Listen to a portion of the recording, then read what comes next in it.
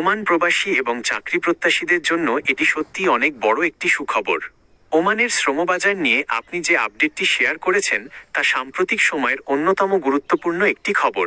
2023 সাল থেকে ওমান সরকার বাংলাদেশি কর্মীদের জন্য নতুন ভিসা সাময়িকভাবে স্থগিত রেখেছিল। তবে রিয়াদে অনুষ্ঠিত বৈশ্বিক শ্রমবাজার সম্মেলন গ্লোবাল লেবার মার্কেট কনফারেন্সের সাইডলাইনে বাংলাদেশের প্রবাসী কল্যাণ ও বৈদেশিক কর্মসংস্থান উপদেষ্টা আসিফ নজরুল এবং ওমানের শ্রমমন্ত্রী মাহাদ বিন সাইদ বিন আলী বাওয়াইনের মধ্যে একটি ফলপ্রসূ বৈঠক হয়েছে। এই বৈঠকের মূল সিদ্ধান্ত ও বর্তমান পরিস্থিতি নিচে তুলে ধরা হলো। ভিসা চালুর নিশ্চয়তা। ওমানের শ্রমমন্ত্রী নিশ্চিত করেছেন যে স্থগিত থাকা বাংলাদেশি কর্মীদের শ্রমিক বা ওয়ার্ক ভিসা আগামী 2 মাসের মধ্যে পুনরায় চালু করা হবে। স্থগিতকরণের কারণ ওমান সরকার জানিয়েছে 2023 সালে তারা নতুন ভিসা বন্ধ করেছিল, মূলত ওমানে থাকা বর্তমান অবৈধ ও অনথিভুক্ত আনডকুমেন্টেড কর্মীদের বৈধ করার প্রক্রিয়াটিকে অগ্রাধিকার দেওয়ার জন্য। দক্ষ কর্মীদের সুযোগ।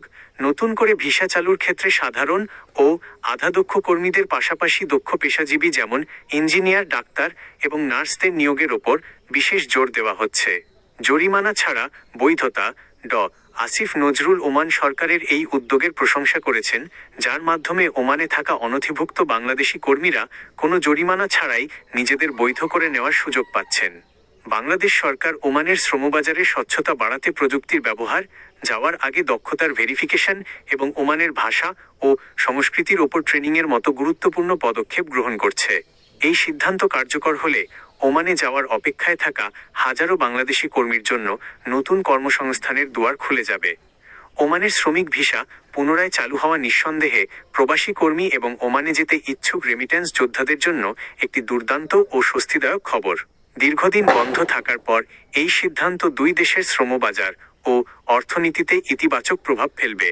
বিশেষ করে যারা ওমানে যাওয়ার জন্য অপেক্ষা করছিলেন বা প্রক্রিয়া মাঝপথে আটকে ছিল, তাদের জন্য এটি একটি বড় সুযোগ তৈরি করল। এই পরিবর্তনের পর কিছু গুরুত্বপূর্ণ বিষয় মাথায় রাখা ভালো। সঠিক ক্যাটাগরি যাচাই। কোন নির্দিষ্ট পেশা বা ক্যাটাগরিতে ভিসা দেওয়া শুরু হয়েছে তা এজেন্সির মাধ্যমে বা ওমান দূতাবাসের অফিসিয়াল সাইট থেকে নিশ্চিত হয়ে নেওয়া বুদ্ধিমানের কাজ হবে। দালাল ও প্রতারক চক্র থেকে সাবধান। ভিসা চালু হওয়ার এই সুযোগে অনেক সময় ভুয়া এজেন্সি বা দালাল চক্র সক্রিয় হয়ে ওঠে।